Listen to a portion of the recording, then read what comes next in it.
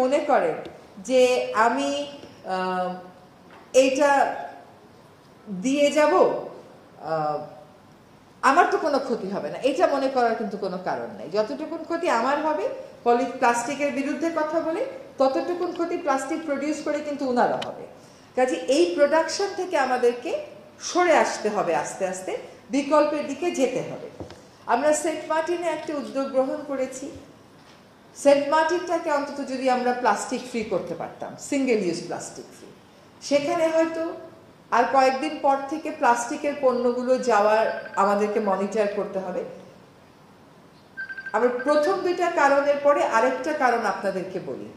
সেই কারণটা হচ্ছে কি, কোম্পানিগুলো সত্যিকার অর্থে এই বিষয়টাকে হৃদয়ে ধারণ করছে না, একটা গ্রিন ওয়াশিং এর মধ্যে চলে গেছে। আমরা চকবাজারে দুইবার অভিযান চালিয়েছি, দুইবারই আমাদেরকে রীতিমতন সংঘর্ষের মুখে পড়তে হয়েছে।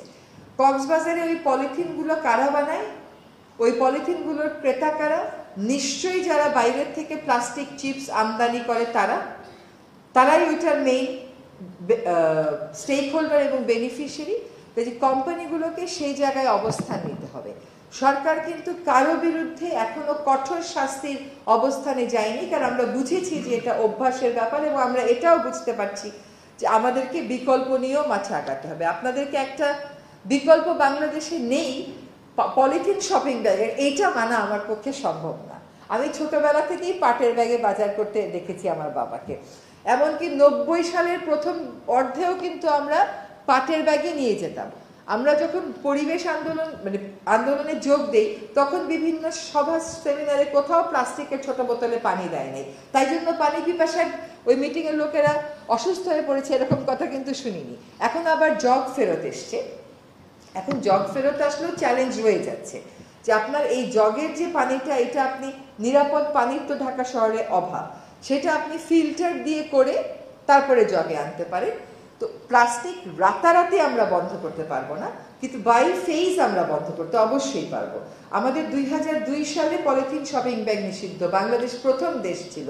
আজকে এত বছর পরে এসে আমরা কেবল সুপার শপে ওইটাকে নিষেধাজ্ঞাটা বাস্তবায়ন করতে পারছি। আমরা কিন্তু প্রতি সপ্তাহেই কাঁচা বাজারে যাচ্ছি, তাদেরকে স্যাম্পল দিয়ে আসছি যে এই 3টা ব্যাগ ব্যবহার করবেন, এর বাইরে ব্যাগ ব্যবহার করবেন না। এখন একটা সুখবর দিই, পাট মন্ত্রণালয়ের সাথে মিলে আমরা বেশ বড় পরিমাণের পাটের ব্যাগ প্রস্তুত করব। এই পাটের ব্যাগটা আমরা সাপ্লাই দেব সাবসিডাইজড প্রাইসে, যাতে করে 40 টাকা দিয়ে একটা পাটের ব্যাগ কিনতে যে ক্রেতা যখন চিন্তা করে, সেই চিন্তা থেকে সে সরে আসতে পারে। আমরা সত্যিকার অর্থেই সাবসিডাইজ রেটে একটা সাপ্লাই দিতে পারি। আরেকটা হচ্ছে, আপনাদের কাছে আমার অনুরোধ হচ্ছে, বাসায় গিয়ে মাকে বলবেন যে মা খুব যত্ন করে পলিথিন শপিং ব্যাগে আপনার মাছটা মুরগিটা রেখে ফ্রিজে রাখে। এইটার কারণে ওই মাছে এবং মুরগিতে কি ধরনের কন্টামিনেশন হতে পারে একটু নিজেরা ওয়েবসাইট সার্চ করে দেখে নেবেন। আরেকটা হচ্ছে, সিঙ্গেল ইউজ প্লাস্টিকের কাপে গরম কফি গরম চা খান, এটার ফলে লিচিং হয়ে কি ধরনের ক্ষতি হতে পারে এটাও একটু জেনে নেবেন। কোন সিঙ্গেল ইউজ প্লাস্টিকটা বন্ধ করা সম্ভব না আমাকে বলেন? সবটাই সম্ভব, সবটারই বিকল্প রেডিলি অ্যাভেলেবল। আপনার কেবল নিজেকে মনস্তাত্ত্বিকভাবে প্রস্তুত করতে হবে, অভ্যাসটা একটু বদলাতে হবে।